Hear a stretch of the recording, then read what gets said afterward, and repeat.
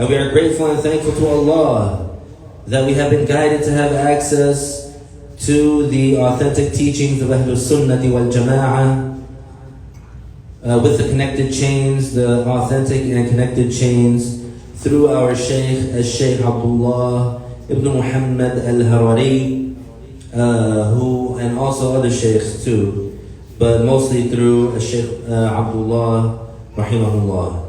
And we are reading his book, or we are reading this book called Collection of Goodness, which is a compilation of his lessons that has been published posthumously to benefit the people so that they can see what a scholar said. So we're on page 159, lesson 32, warning against belittling the Prophet sallallahu alaihi wasallam and refuting some of the fallacies of the atheists and proving that there is no creator except Allah. So this lesson was given by the Hafiz, the scholar of Islamic law, Shaykh Abdullah, the son of Muhammad al-Abdari. May Allah Ta'ala have mercy upon him, on the 15th of Jumad al-Akhirah in the year 1403. And it is warning against belittling the Prophet sallallahu alaihi wasallam and refuting some of the fallacies of the atheists in what pertains to his wives and proving that there is no creator except Allah. This lesson was heard from him by Shaykh Nabil, the son of Muhammad al-Sharif, and Shaykh Samir, the son of Sami al-Qadi. Shaykh Abdullah, may Allah Ta'ala have vast mercy upon him, said, "All praise is due to Allah, the Lord of the worlds. To him belong the endowments and proper commendations. May Allah raise the rank of our Master Muhammad sallallahu alayhi wasallam and his Muslim relatives and protect his nation from that which the Prophet sallallahu alayhi wasallam fears for it. Thereafter, Allah made it an obligation upon the Muslims to eradicate that which Allah made forbidden upon whoever is able. The biggest forbidden matter is kufr. It is the top sin, the most severe, and the most unaccepted by Allah. Among the most severe types of unlawful matters which are kufr is to belittle the Prophet and insulting him." So here there should be something fixed if you have the hard copy. It says, among the most severe types of unlawful matters which are kufr is to. So it should be the word is stays and the word to gets erased. So it should read, among the most severe types of unlawful matters which are kufr is belittling the Prophet sallallahu alaihi wasallam and insulting him. So the word to should be deleted and a strike through, because that's the way that the scholars they edited. So they would put a strike through the word that they didn't want to be there and that they were editing out. So here the Shaykh rahimahullah, he starts fast. He mentions the introduction and the point of the lesson all together in the first couple of sentences.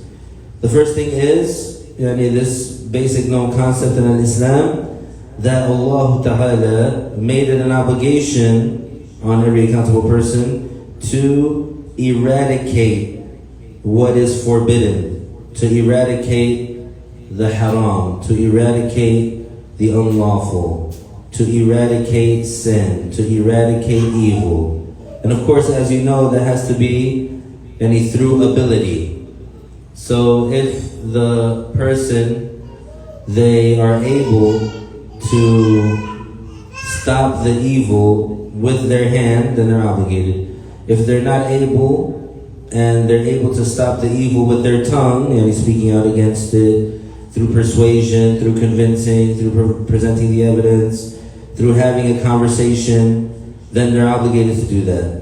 If they're unable to do it with their tongue, then the least that they could do is condemn it, hate it, reject it, oppose it in their heart. So that is what we're obligated to do.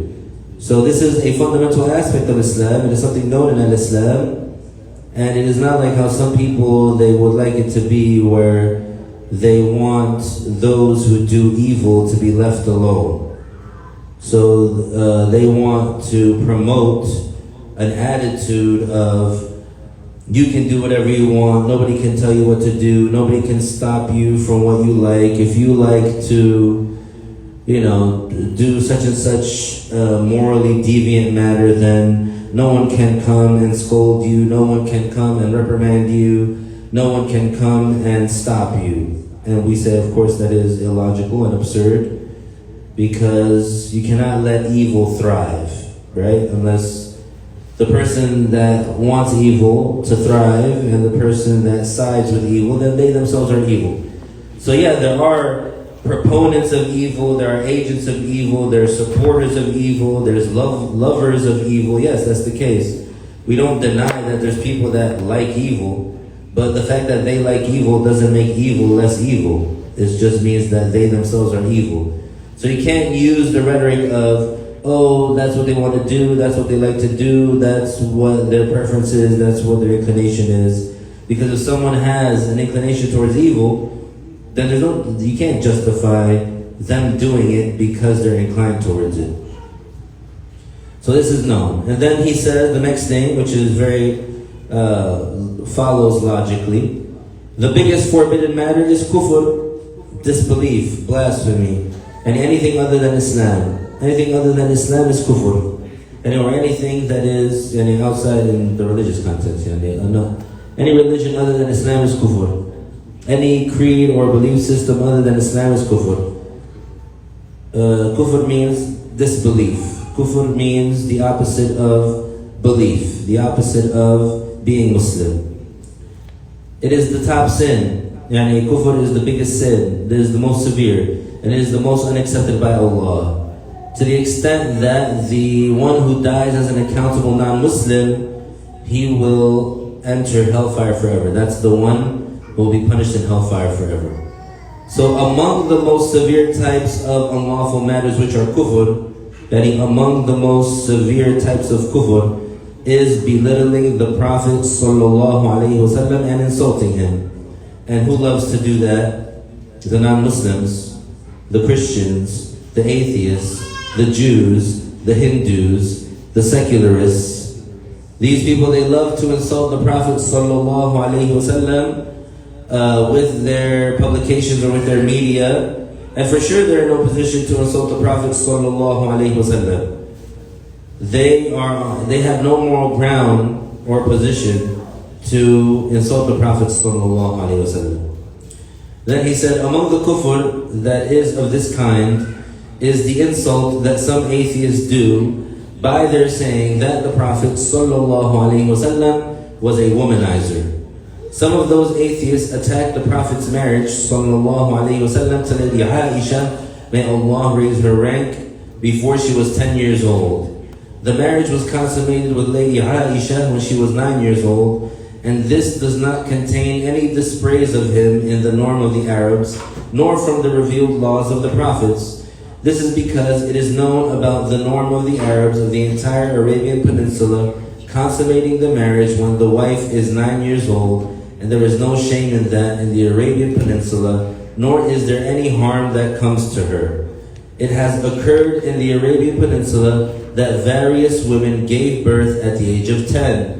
Rather, it happened that a woman gave birth at age 10 to a girl, and then this girl got married 9 years later, and so she gave birth after she was 10 years old. So the first one became a grandmother at the age of 21. It is known that Allah granted the Prophets extraordinary matters. Among the extraordinary matters that were given is قُوَّةُ غَزِيرَةِ الشَّهْوَةِ, a natural strength of desire, without that occupying them from disobeying Allah. Rather, their reward is increased by them remaining steadfast on the obedience of Allah and without falling short on it, along with this natural strength. This is perfection in what pertains to them. It is affirmed that Prophet Sulaiman ﷺ swore to Allah. One day Prophet Sulaiman, he swore to Allah that he will visit 100 of his lawful women that night. so that each one would become pregnant and give birth to a knight that fights for the sake of Allah. Give birth to a warrior that fights for the sake of Allah. Likewise, it is confirmed that our Master Muhammad sallallahu alayhi wasallam visited on some days several of his wives so that Allah would increase his reward. From the aspect that although he was endowed with a natural strength of desire, but the wives did not occupy him from the perfect preparation for the hereafter. It was also affirmed from Aisha radiallahu anha that she said, there was not a night of my nights with the Prophet sallallahu alaihi wasallam except that he would go out to the Baqi' cemetery. He would visit them and ask Allah to forgive them. The Baqi' is the cemetery of the people of Medina. This irrefutably proves clearly that his heart was not attached to women like they claim. Had he been attached to women, he would not have left Aisha on her night. Then he would go to the Jabiyah alone to ask Allah for forgiveness for the people of that cemetery. He would make supplication for them there and spend whatever time Allah willed for him to spend. Although Aisha's age when the Prophet ﷺ passed away was 18 years old, and she was the prettiest of his women, or among the prettiest. Even though she was young, her night with the Prophet ﷺ was once about every 10 days. Among what proves that his heart was not attached to women is that a person presented their daughter for marriage, and she was described as being pretty, and they said that she had never been sick even once. So the Prophet ﷺ said, I have no need for her. This is because the best people are the ones stricken in this world with calamities. Hence, the Prophet ﷺ considered that she had little amount of good fortune, and so he did not accept to marry her, even though she was described as having such beauty. Had he been attached to women, he would not have left out this opportunity. Therefore, it is an obligation upon the Muslim to refute and debunk the speech of the atheists without falling short. So for this we say, had it been something to attack, a point of attack for the Prophet's character, sallallahu alaihi wasallam, the pagan Arabs, they would have been the first to do it. So had this been a point which could be taken against the Prophet sallallahu alaihi wasallam, the idolaters of Quraysh, they would have done it first. But this was not done, and this did not happen, and this did not occur until what they call modern times. And we can see in what they call modern times that their scales have been flipped around, that their men play full contact sports against women, then this is the example of the metrics that have gone backwards, upside down, and inside out. So the first ones to try and use the marriage of the Prophet ﷺ to Lady Aisha as a point against him, these people definitely are not in a position to do that. And like we said, had it been something to attack him on, the pagan Arabs, they would have done it first. So, and that did not happen. And also, religiously, the Prophet ﷺ, he did not do anything that was against the law, against the revealed law. So in reality, these people, that they try to use it as a point of attack against the Prophet ﷺ and against Islam, for sure they have corruption in their heart and perversion in their heart, and they are just opposed to what God revealed and what God judged. And so they're in no position also to oppose that. The author said, in regards to having more than one wife, in what pertains to our Master Muhammad sallallahu alayhi wasallam, among what Allah specified him with from the rules is the permissibility of having more than 4 wives at a time, and the prohibition of that upon his nation. And it was an obligation on him to show this judgment, which is a law revealed by Allah, and this entails proof of his honesty in his claim of prophethood. This is because if he were not following the revelation from his Lord, he would not dare tell the people, it is permissible for me to have more than 4 wives at a time, and it is not permissible for other than me to have more than 4 wives. And so basically the author is saying, the Prophet ﷺ, he only had more than 4 wives at a time because that is what Allah ordered. That is what Allah revealed to him. And not because he wanted to specify himself over the others. So if it were not for the revelation, he would not dare tell the people, it is permissible for me to have more than 4 wives at a time, and it is not permissible for other than me to have more than 4 wives. However, he was not concerned except with fulfilling what was revealed to him. His concern was to do what Allah accepts by conveying the revealed law of his Lord without any perversion, substituting, or falling short. Hence, he was not deterred from that by fear of the people or from the occurrence of an incident or the objection of some. In this regard, a person said, إن صح منك الرضا يا من هو الطلب فلا أبالي بكل الناس إن غضبوا. It means as long as I have the acceptance of you, O Allah, and this is what I seek, then I do not care if all the people were angered. So that line of poetry, it means as long as Allah accepts me, as long as I'm doing what Allah accepts, then I don't care if the people agree or disagree. And as long as I'm doing what Allah ordered, what Allah accepts, then I don't care about what the people do in regards to me, or whether they agree with me, or whether they like it or not. The Prophet's concern, sallallahu alaihi wasallam, was to do what is accepted by Allah and to fulfill what Allah ordered him to do, such as a deed for him to do himself, or a revelation to convey. Allah reveals to the Prophet sallallahu alaihi wasallam for him to do such and such, and so he would. Allah ordered the Prophet sallallahu alaihi wasallam to convey such and such information, and so he did. This is because his heart was filled with the certainty that no one creates harm and benefit except Allah. This is the meaning of no one is God except Allah. Because this statement contains this meaning. Because Allah is the only one who deserves worship and no one else. Because there is no creator for benefit and harm outwardly or inwardly except Allah. Allah revealed in Surah Fatir, هَلْ مِنْ خَالِقٍ غَيْرُ اللَّهِ. The verse means there is no creator except Allah. The meaning of this verse is that no one other than Allah creates an entity among the entities, nor a trace among the traces. This includes what occurs to the slaves of pleasure, pain, joy, sadness, worry, calamity, satiety, and a feeling full, and the result of after you eat. After you eat, you don't feel hungry anymore. That feeling of not being hungry anymore, that's what it's referring to. Satiety. Satiety. Is it satiety?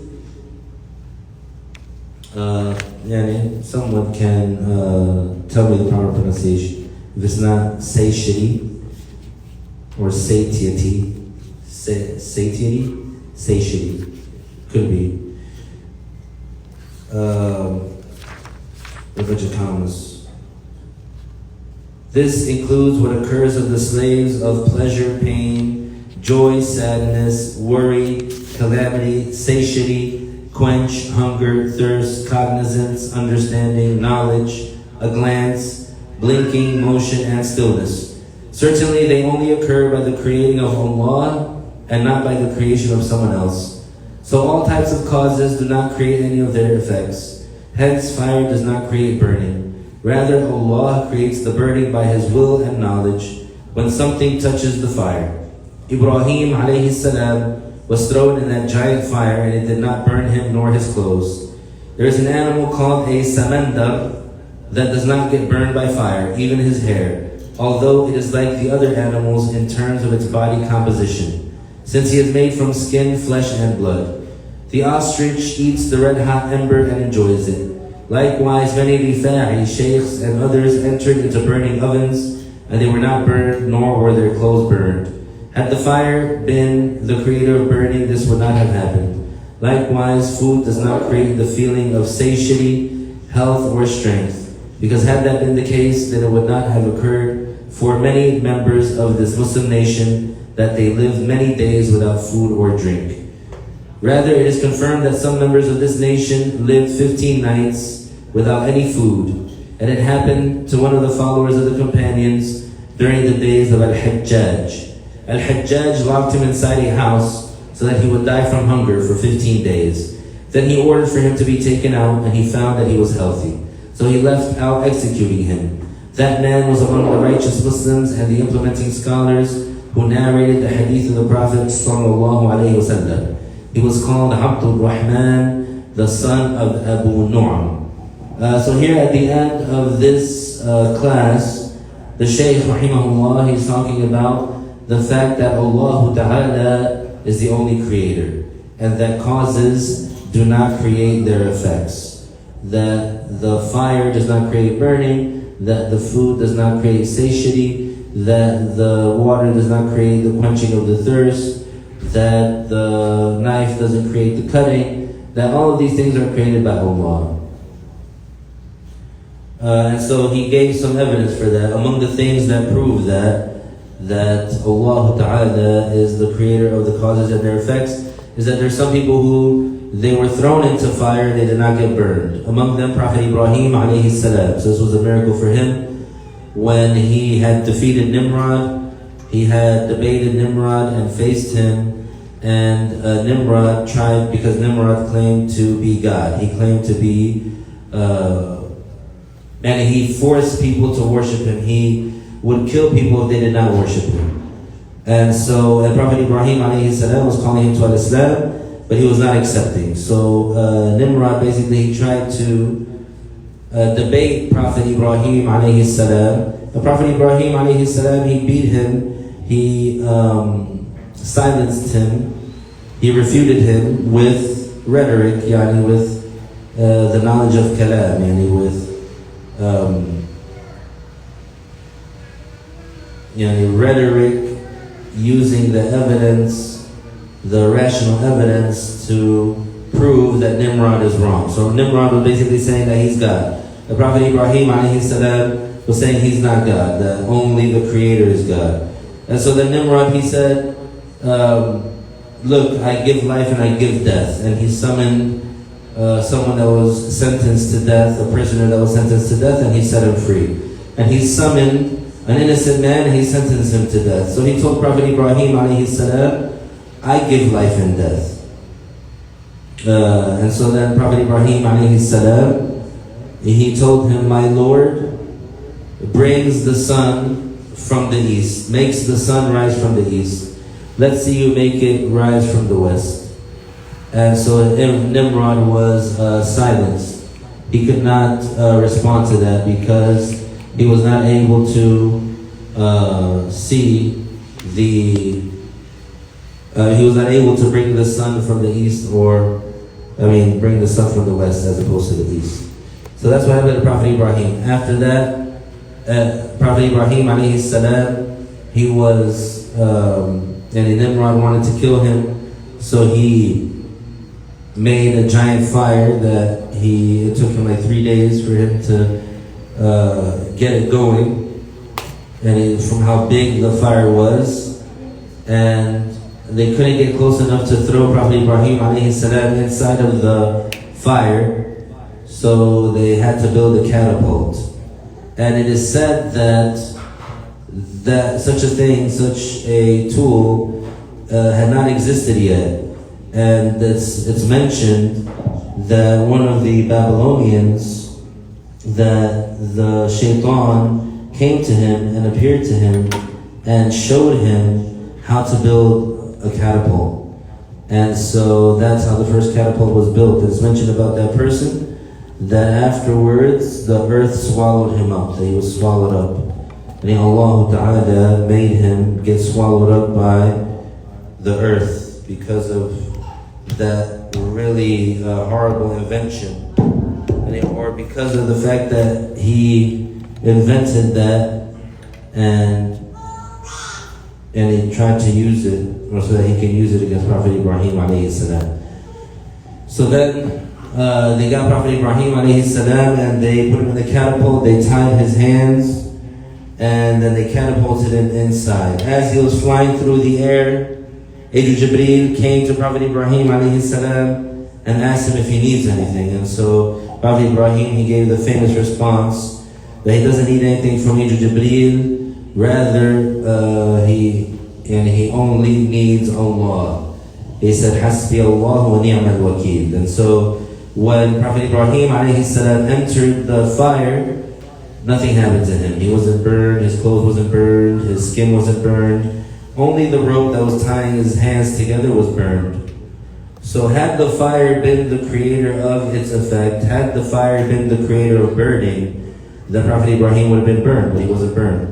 And this not only happened with Prophet Ibrahim alayhi salam, but it also happened with some righteous pious Muslims of this nation, of the nation of Prophet Muhammad sallallahu alaihi wasallam. It happened during the first 300 years amongst the Salaf, and it happened way after that. And it happened even in what people call modern times. Same thing with the food and drink. There have been confirmed documented cases of Muslims that were in prison for 15 days without food or drink, and they came out of that alive. And that was this righteous pious Muslim during the days of Al-Hajjaj, who was a tyrannical ruler of the Muslims. And that pious Muslim who survived that, his name was Abdul Rahman, the son of Abu Nu'am. So that's confirmed. Also, this woman whose husband was martyred in the 3rd century in one of the regions of Khurasan lived 20 years without eating anything, and she had perfect health. When she walked with vigor. This occurred to her after she ate a bite in her dream from her martyred husband's hand. Likewise, other than her among the women.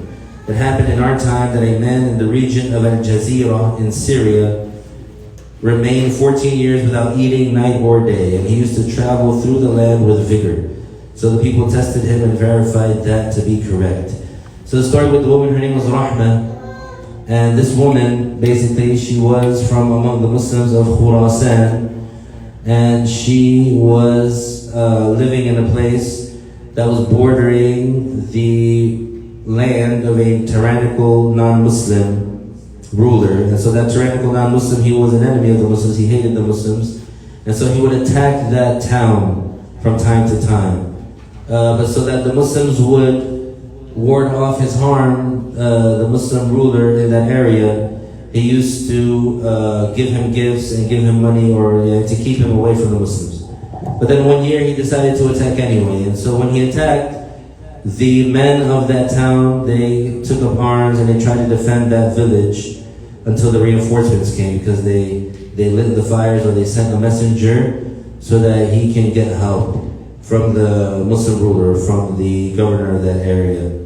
And so while they were waiting for the army to come, the men of that village, they fought valiantly and bravely against that army.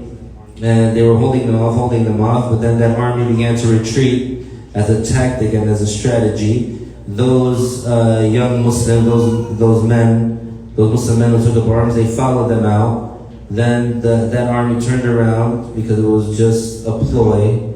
And so now those Muslims who had decided to fight, they were away from their fortress and between them and the enemy, and there was nothing but space in between them. So and they were outnumbered and they were outweaponed until they fought, until their bows strings snapped and until their swords broke, and then so they were massacred basically. But there were some survivors. But anyways, among the people who were murdered was the husband of a young woman who had children, and that husband of hers, he was the type that he made his sustenance on a daily basis. So early in the morning he would go out, make his sustenance, and come back home. So now she had no one to provide for her and her kids, and so she was very sad.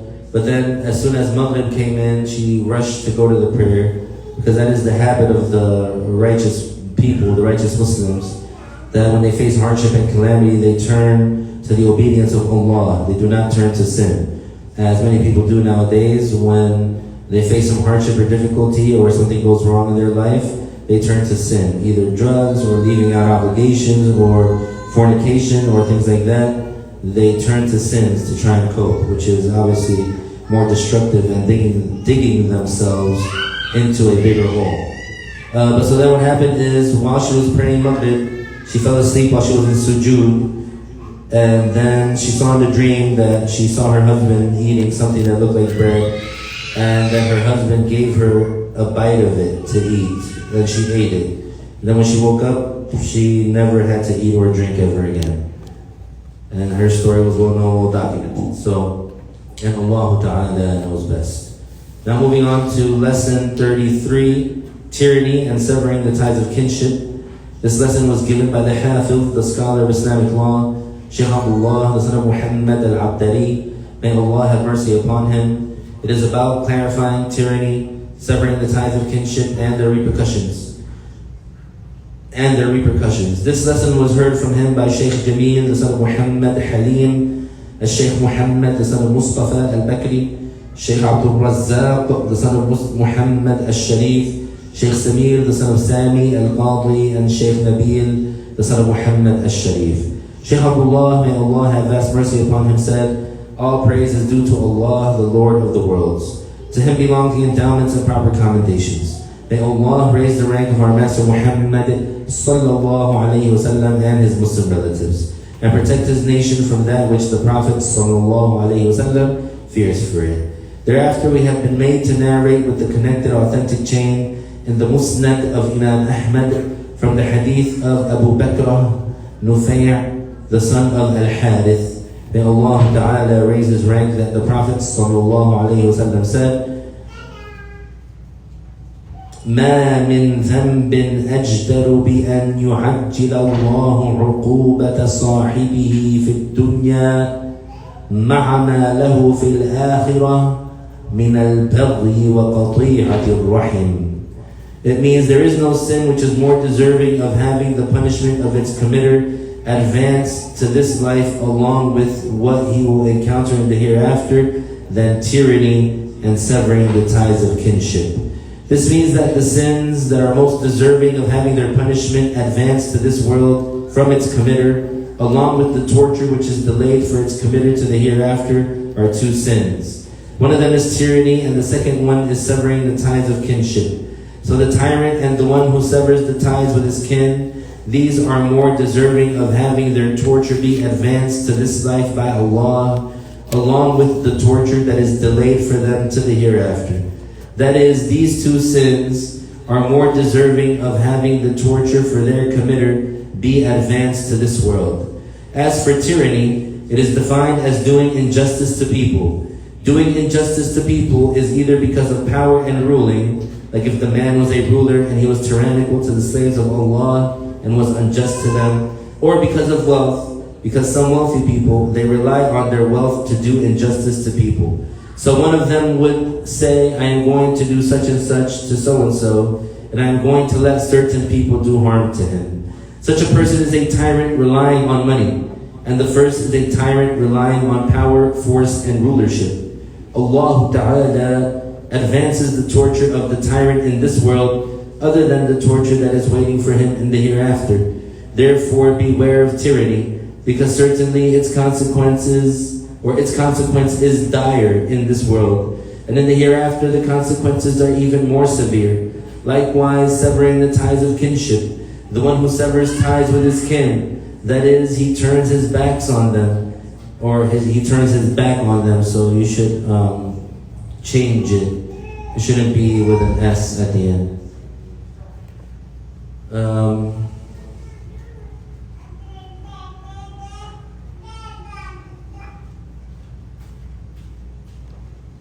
It says, likewise severing the ties of kinship, the one who severs ties with his kin, that is, he turns his back on them. He turns his back on his kin, that is, his Muslim relatives. Hence, whoever has a relative, even if it was a distant relation, it is sinful to cut off ties with these kin, yani if they're Muslim. This rule applies only to the Muslim kin. It doesn't apply to the non-Muslim kin.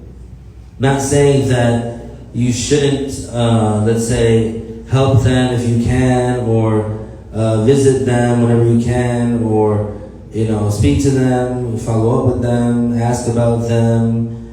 During their times of happiness, you share in their joy. During their times of grief, you give them condolences, etc. Of course, within the Islamic boundaries, definitely you should do that. It's encouraged Islamically to do things which bring the non-Muslim closer to Islam. So embodying the virtues of Islam, this is something important. But as far as the judgment of being sinful or not being sinful, this only applies to the Muslim kin. It does not apply to the non-Muslim kin. So severing any, cutting ties with the non-Muslim kin is not sinful. It's not forbidden. Only cutting ties with the Muslim kin.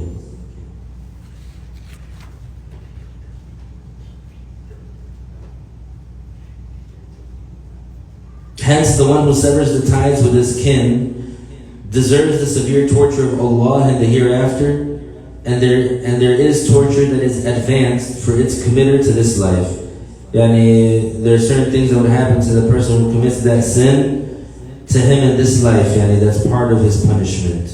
And as a result, it's because of him severing the ties of kinship.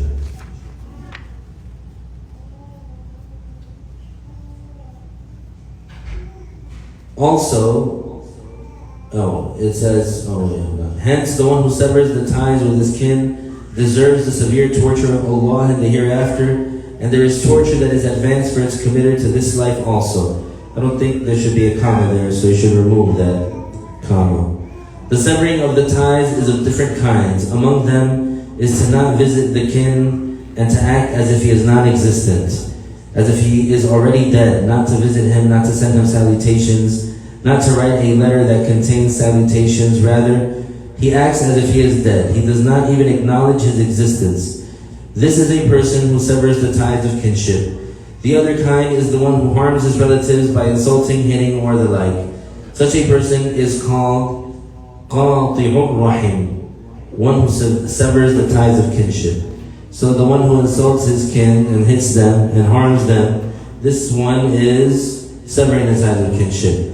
The one who acts as if his kin are dead, yani he ignores them, then this person also severing the ties of kinship. And like we said, we're talking about the Muslim kin. We're not talking about the non-Muslims. The non-Muslims, this judgment doesn't apply to them, but of course it doesn't mean to mistreat them or to do injustice to them. It just means if you cut off a non-Muslim kin, you're not sinful.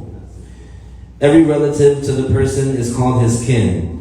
His maternal uncles and aunts, his paternal aunts, his maternal cousins, his paternal cousins, his grandmother, his great aunt, his grandfather, his great uncle, his brother, his nephew, his sister, his daughter, his grandchildren. All of these are kin. The one who severs ties with any of them deserves the torture of Allah. This is one of the sins which are more deserving to have the torture for their committer be advanced to this world, other than the torture which Allah made delayed to the hereafter. Because for the majority of the sins, the torture of that person, if they're going to get any torture, is delayed until after death. And they don't get any of the torture right now, for example. So you see people that are committing much injustice or have committed much injustice, you see that right now they're enjoying life.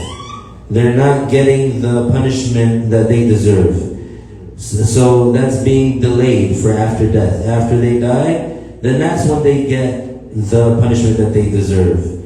But some sins, like severing the ties of kin, and cutting off the Muslim kin, and like disobeying or causing severe harm to the Muslim parents, and tyranny, these are among the sins that the sum of the punishment that the committer is going to get or deserves, some of it he's going to get it in this life.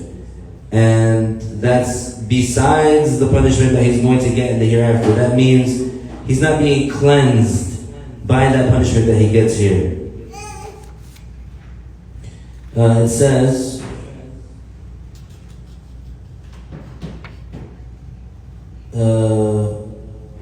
his grandmother, his great aunt, his grandfather, his great uncle, his brother, his nephew, his sister, his daughter, his grandchildren, all of these are kin.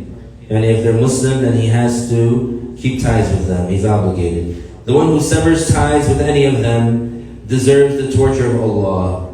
This is one of the sins which are more deserving to have the torture for their committer to be advanced to this world, other than the torture which Allah made delayed to the hereafter. Hence, let the person reform himself before it's too late. And let the person repent and fix himself before it's too late. Whoever has kin whom he has severed ties with, let him go back to keeping those ties. Let the person take heed and take care of himself before he dies. Before Allah makes some torture descend upon him as a punishment in this world for severing the ties of kinship. The relative who deserves for their ties to be kept with him, and that whoever severs the ties of kinship with him commits an enormous sin, is the Muslim relative. Yani the relative, and like we said, the kin that we're referring to is the Muslim kin. As for the non-Muslim relative, he does not have the right of keeping the ties of kinship, and Allah Ta'ala knows best. Yani as for the non-Muslim kin, if you were to cut them off, you would not be sinful.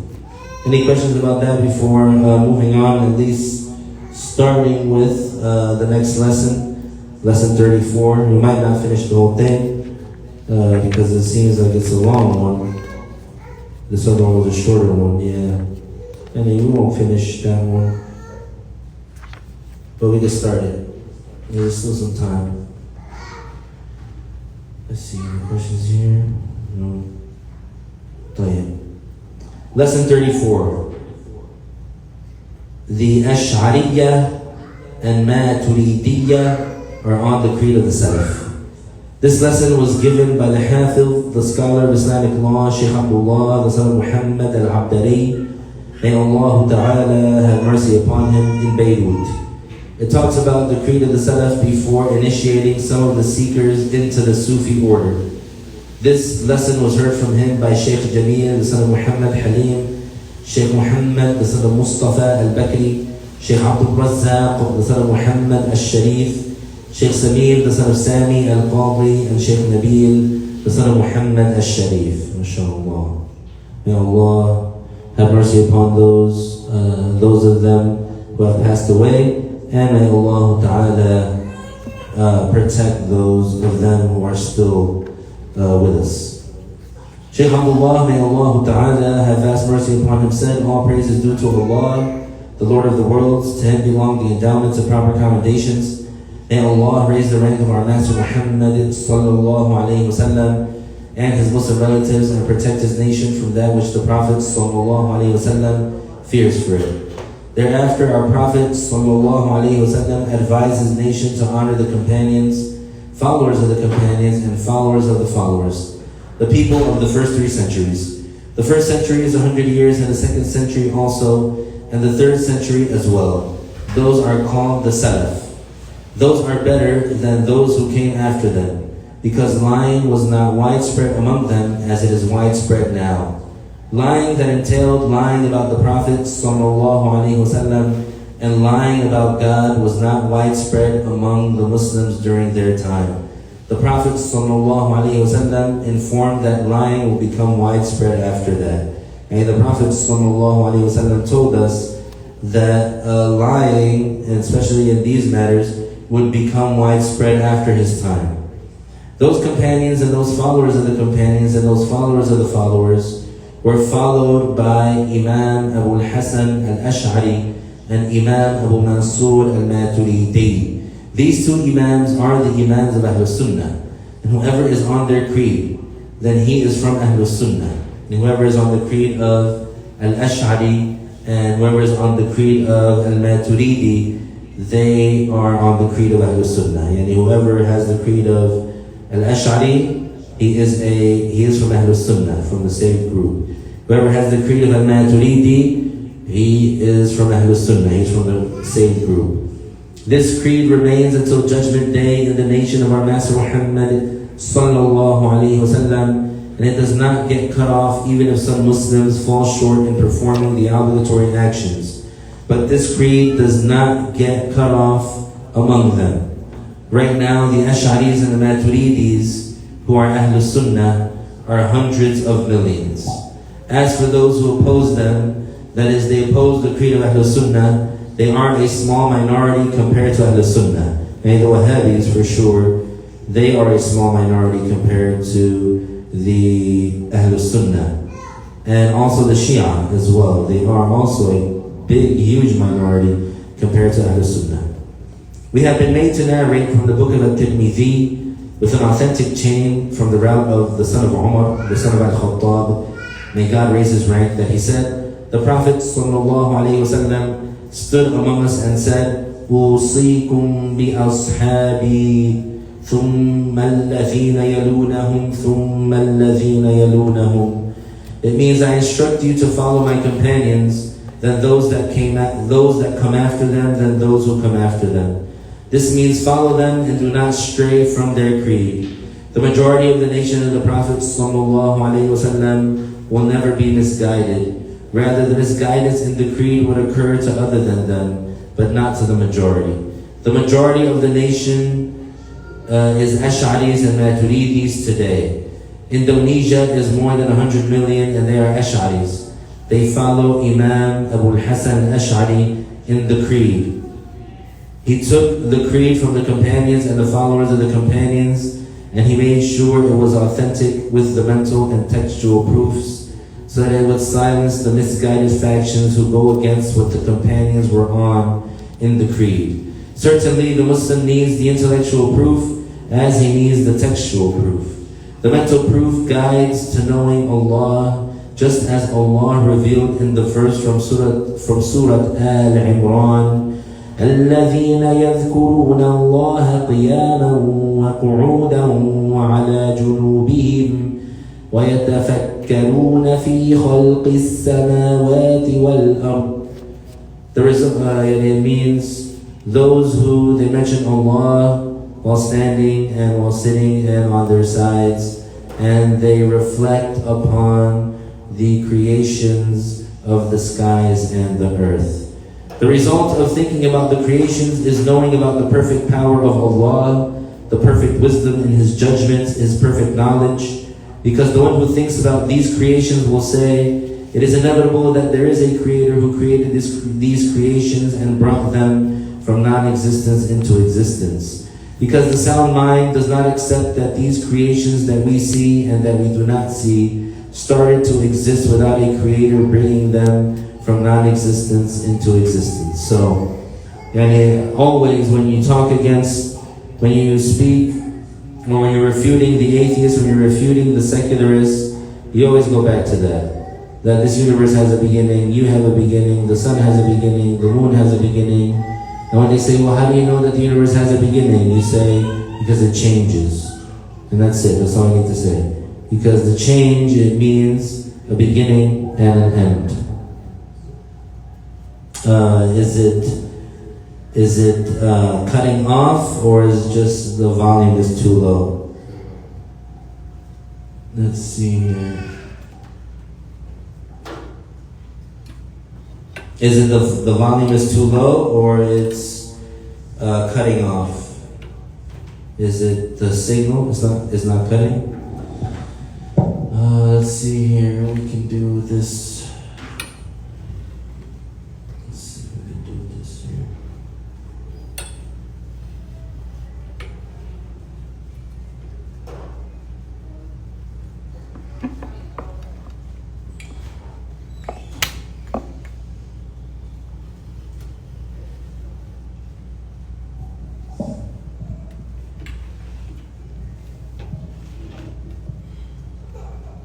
Bismillah. How about that? How about now? Is it clear now?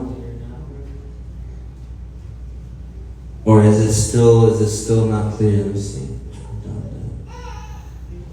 Bismillah. Alhamdulillah.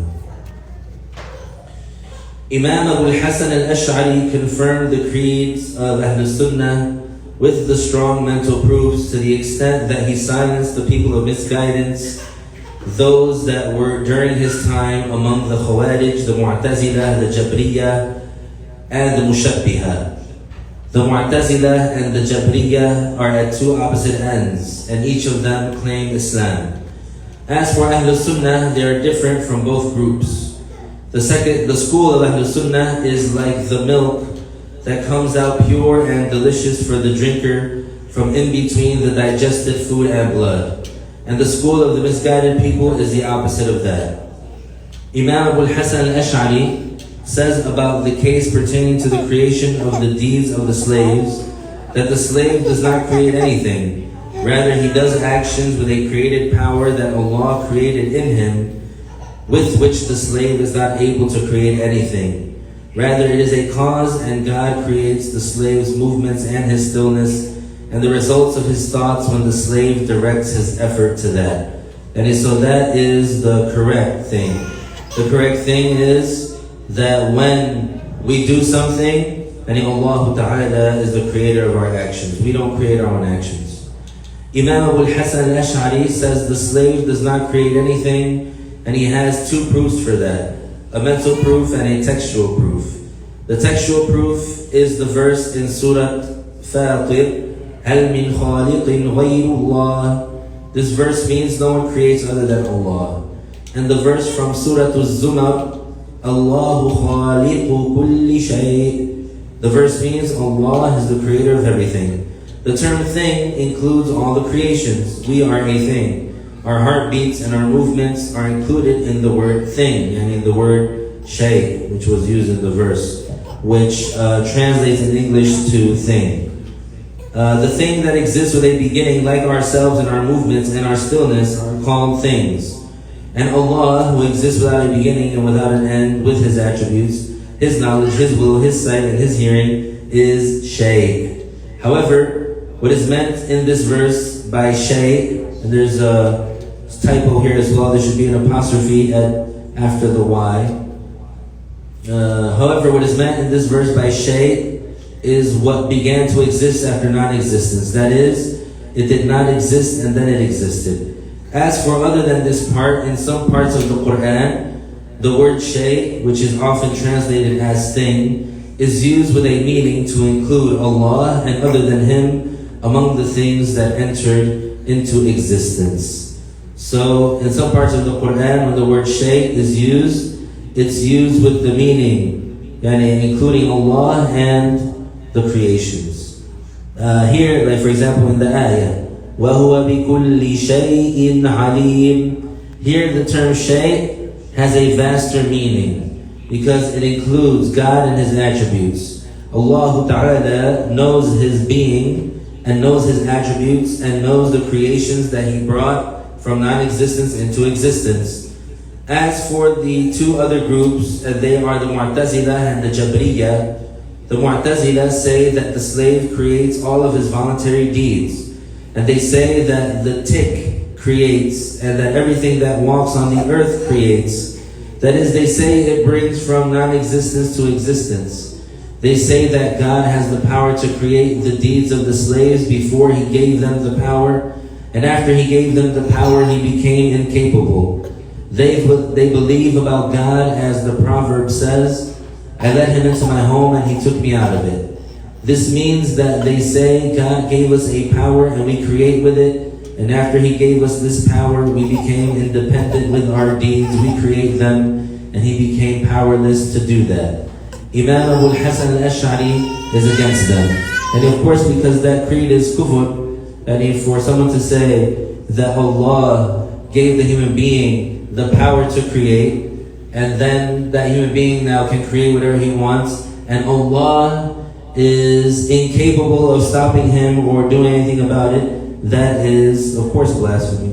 And Imam Abu al-Hasan is against that, because that, of course, is against the Sunni creed. The Jabriya, and that's who says that blasphemy? The Mu'tazila. The Jabriya say that the slave does not have any deeds.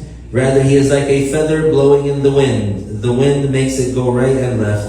Therefore, they believe that when the person says something or does something, that it is like when we say the water ran down the valley or the rain fell. This means that we and the water that flows in the valley are the same. Just as that valley did not do the flowing and did not create it, Likewise, when we say we did such and such, that is not from our doing, just as it is not from our creating. Those people also are against what Abu Hassan al-Ash'ari is on, and they're against what Islam is. Yani, the Jabriya, they're at the other end of the extreme. The Mu'tazila, they say that we create things, and the Jabriya, they say that everything just happens to us like the water flowing down the valley. Abu Hassan al-Ash'ari is the one who complied with the Quran and the judgments of the mind. The mind agrees with what al-Ash'ari is on, and the Quran supports that. Thus, Abu Hassan al-Ash'ari came to oppose those and oppose those. Yani, Abu Hassan al-Ash'ari, he came to oppose the Mu'tazila, and he came to oppose the Jabriya. So the truth is what he went with. In this, we are with the Salaf, with the companions, with the followers, and the followers of the followers. Just as we are with the Salaf in the matter of clearing God from being attributed with a place, boundary, and direction. This is because God revealed in Surah Ash-Shura, لَيْسَ كَمِثْلِهِ شَيْءٍ. The verse means nothing resembles God in any way. Allah negated in this verse being attributed with residing in a direction among the directions or in all directions. And He negated also being in one place or all the places. Allah cleared His being in this verse from being attributed with a place or a direction. Yani Allah Ta'ala negated place and direction from being attributed to His self. And the Salaf is with us on that. And the Salaf is with us on that, meaning the Salaf also, they said Allah exists without a place and without a direction. So we're going to finish there. We'll continue inshallah next week. So we got to about halfway through that next lesson. We're on page 170. So we'll continue inshallah next week. If there are no questions, we'll conclude. So we're lesson 34, halfway through lesson 34 on page 170.